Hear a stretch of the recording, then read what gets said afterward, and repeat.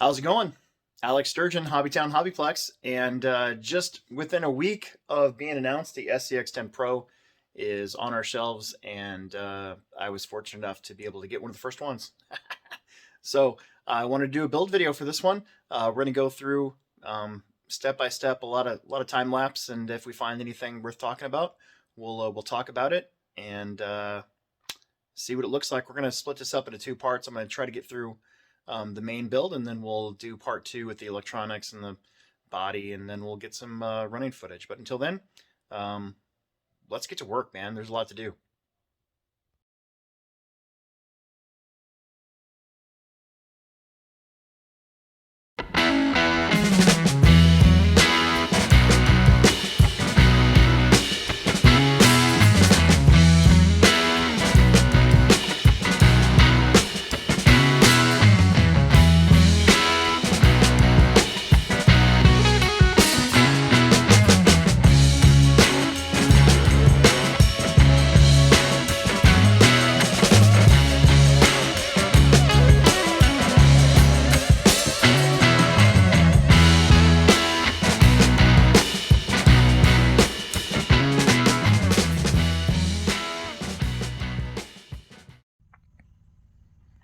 Okay, just a quick little pit stop here right away.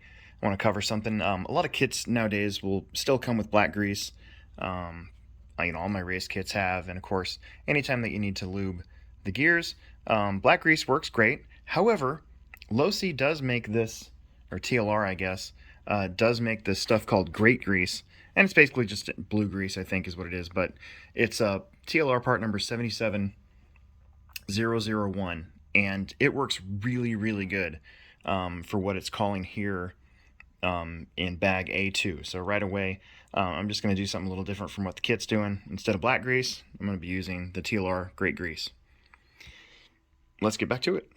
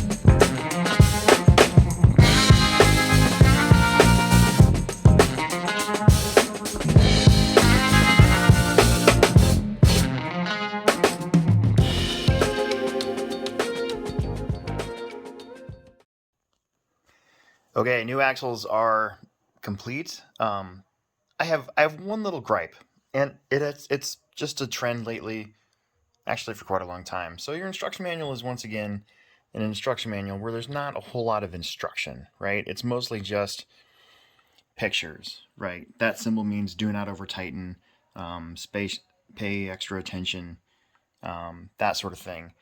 And I do want to point out that when you're putting in these small set screws that you see here that are intended to keep your tubes in place, Make sure that they kind of flush. You can see, well, you can't. There you go. You can kind of see how both of those are flush now with the top. If you put them in too deep, which you can do, then you can't actually get the drive shaft all the way into the axle itself. So you do have to watch that. So don't turn those in too deep. They should be about flush with the plastic.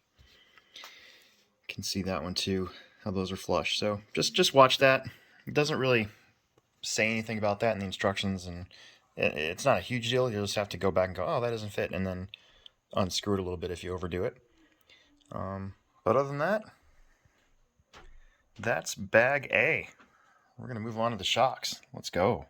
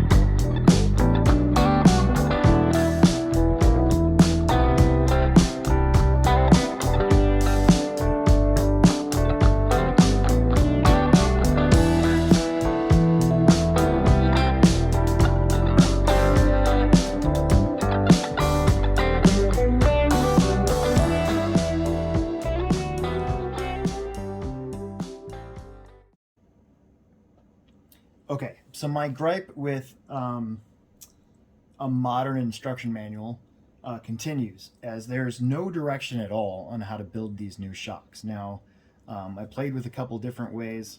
The first time I built them, they had way too much pressure and the shaft wouldn't even go up. So I want to show you guys what I think is the right way to build these new shocks. First, you got to make sure you get your cap in, O-ring goes in there, and I'm just going to make sure that it gets all the way in the groove. A little bit of shock oil. Okay, so set that aside. Now what we're going to do is we're going to fill this almost all the way up to the top. And if you go, that's probably too much, so I'm going to suck some out of there. Okay. Now we're going to move the shaft up and down a few times, just if there are any air bubbles. You want to get the right amount of oil in there. That looks like it's fine. We're going to move the shaft so the piston is right at the top. We're going to take our cap. There's a little bleeder hole. I want to have the bleeder hole facing up. Or down, I guess. It doesn't really matter, but it's going to get messy. So you're going to start putting the cap on. And then I'm going to kind of hold the shaft in place too while I'm screwing this down, so that we force the oil to come out, right? It's going to come out anyways, but we're going to make sure that we get everything that we need. We're just going to wipe that away.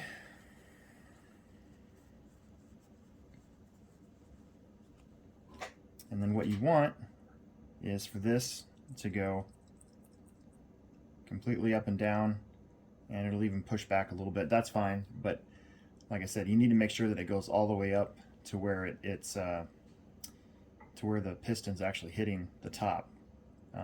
If it's about stopping here, then you have air in there and you want to re-bleed it. But the idea is to have this be nice and free and have this shaft move all the way up. Okay? Now, take our spring and